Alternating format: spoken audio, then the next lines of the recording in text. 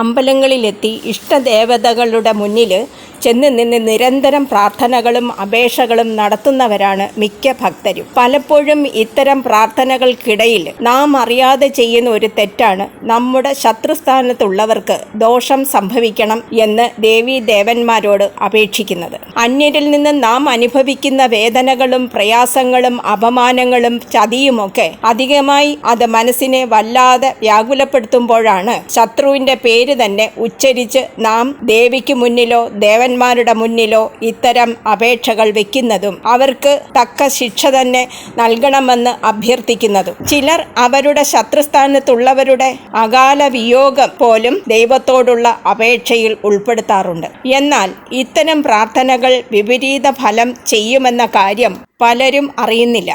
എല്ലാ മനുഷ്യജീവനും സഹജീവികൾക്കും തുല്യ പ്രാണപ്രാധാന്യം നൽകുന്ന ഈശ്വര സന്നിധിയിൽ ഒരിക്കലും ചെയ്യാൻ പാടില്ലാത്തതാണ് എത്ര കടുത്ത ശത്രുവായാലും അയാൾക്ക് ജീവനാശം വരണം എന്നുള്ള പ്രാർത്ഥന.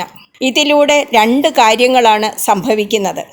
ഒന്ന്, ദേവസന്നിധിയിൽ നാം ശത്രുവിൻ്റെ പേര് ഉച്ചരിക്കുന്നതോടെ അയാൾ ഒന്നുകൂടി കരുത്തനാവുന്നു. ആ ദിവ്യസന്നിധിയിൽ തൻ്റെ പേര് ഉച്ചരിക്കപ്പെടാനുള്ള ഭാഗ്യം അയാൾക്ക് ലഭിക്കുന്നു. ചിലപ്പോൾ ആ പേര് ആവർത്തിച്ചുച്ചരിക്കുമ്പോൾ അയാൾക്ക് കൂടുതൽ ഐശ്വര്യം ലഭിച്ചു എന്നും വരാം. ഒപ്പം അപേക്ഷ നടത്തുന്ന നമുക്ക് ഐശ്വര്യക്ഷയം സംഭവിക്കുകയും ചെയ്യും.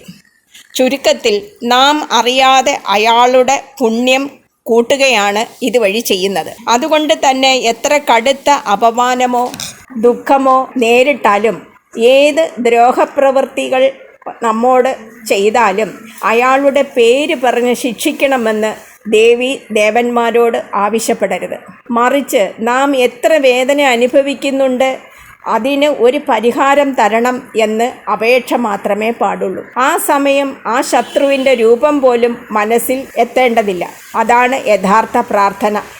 നിങ്ങൾ അടിയുറച്ച് വിശ്വാസിയാണെങ്കിൽ നിങ്ങളുടെ ഇഷ്ടദേവനോ ദേവിയോ ആ വഴിക്ക് കാര്യങ്ങൾ തീരുമാനിച്ചു കൊള്ളും. അതുകൊണ്ട് തന്നെ ശത്രുവിൻ്റെ പേര് പറഞ്ഞ സ്ഥലം പറഞ്ഞോ നക്ഷത്രം പറഞ്ഞോ ഒന്നും പ്രാർത്ഥിക്കരുത്. ശത്രു സംഹാര പൂജകൾ പോലും ശത്രുവിനെ സംഭരിക്കാൻ ഉദ്ദേശിച്ചുള്ളതല്ല. മറിച്ച് അയാളിൽ മനം മാറ്റം ഉണ്ടാകാനും നമ്മോട് സൗഹൃദഭാവത്തിൽ ആകാനും വിദ്വേഷം എന്തെങ്കിലുമുണ്ടെങ്കിൽ അത് തീരാനുള്ളതുമാണ്.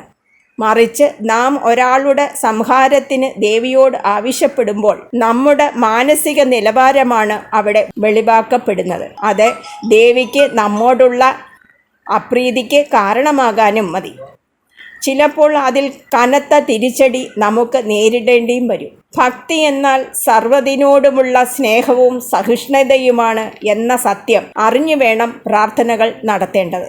അതേസമയം ആപത്ത് മുന്നിൽ നിന്ന് ഒഴിഞ്ഞു പോകാനും ശത്രുസ്ഥാനത്തുള്ളവർ നമ്മുടെ വഴിയിൽ നിന്ന് മാറാനും പ്രാർത്ഥിക്കുന്നതിൽ തെറ്റില്ല.